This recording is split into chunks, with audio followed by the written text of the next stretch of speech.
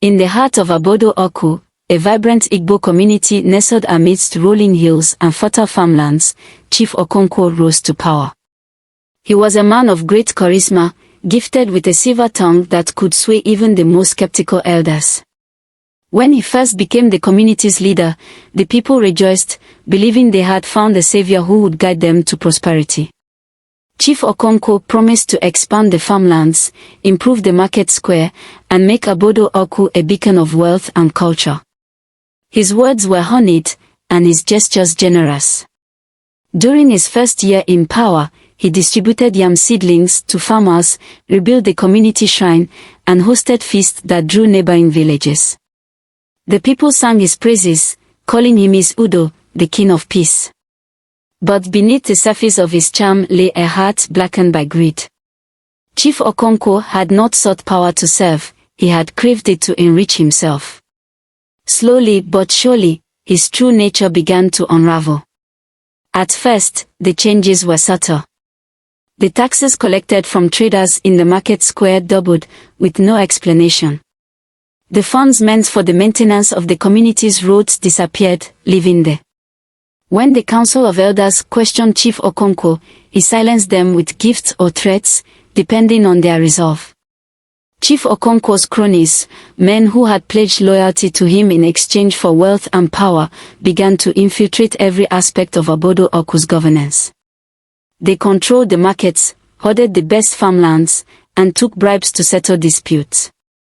The once thriving community started to decline. The youth, disillusioned by the lack of opportunities, turned to crime. Okonkwo's men recruited the strongest boys to become enforcers, extorting money from their own families and neighbors. The young girls, desperate to support their families, were lured into prostitution, often under the guise of working in faraway cities.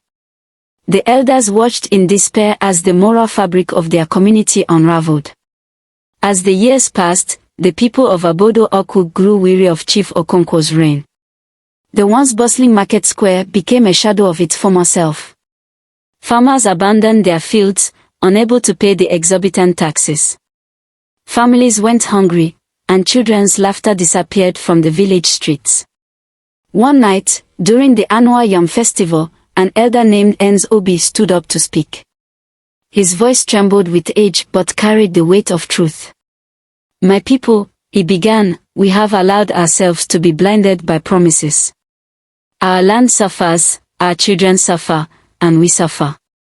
It is time to confront the darkness that has taken root in our midst."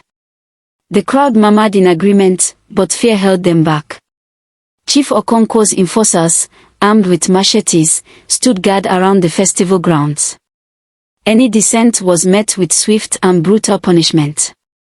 One fateful morning, as the harmattan winds blew dust through the village, a stranger arrived in Obodo Ukwu. He was a tall, lean man with piercing eyes that seemed to see into one's soul. He introduced himself as Chike, a traveler and healer from a distant land. Chike's arrival was met with curiosity and caution.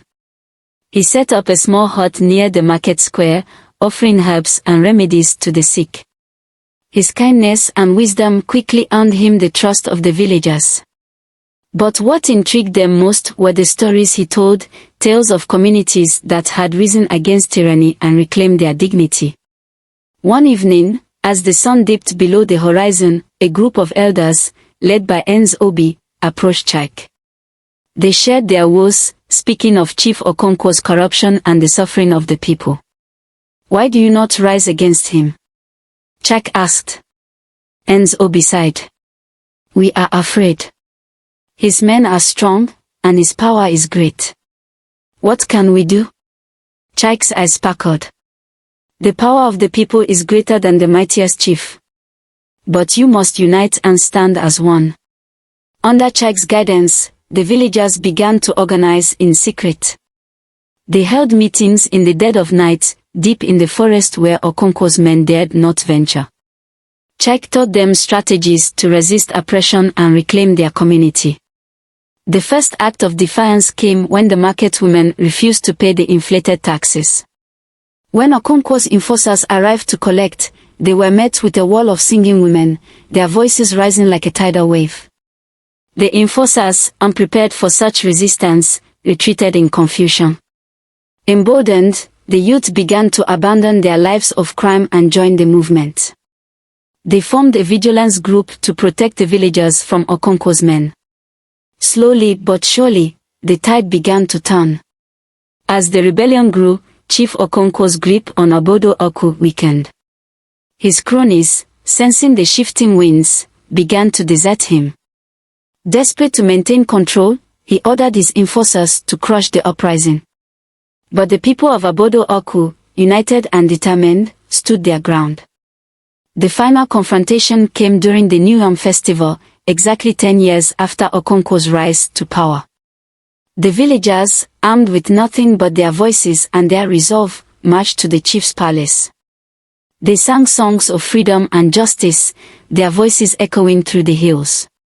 Chief Okonkwo, realizing he had lost the support of his people, attempted to flee. But he was captured by the vigilance group and brought to the village square. The elders convened a council, and Okonkwo was made to answer for his crimes. "You betrayed our trust," Nze Obi said, his voice steady. "You turned our children into thieves and our daughters into objects. For your greed, you have brought suffering upon this land. Today, justice will be served." The villagers decided that Okonkwo would be exiled, his wealth redistributed to rebuild the community. His palace was converted into a school, a symbol of new beginnings. With Okonkwo's fall, Obodo Ukwu began to heal. The fields were replanted, the market square restored, and the roads repaired. Chike, who had become a beloved figure in the community, declined the offer to become the new leader. Instead, he helped the villagers establish a council system, ensuring that power would never again rest in the hands of one person. Under the guidance of the council, Obodo Ukwu flourished. The youth found meaningful work, the women's cooperative thrived, and the elders regained their role as the moral compass of the community.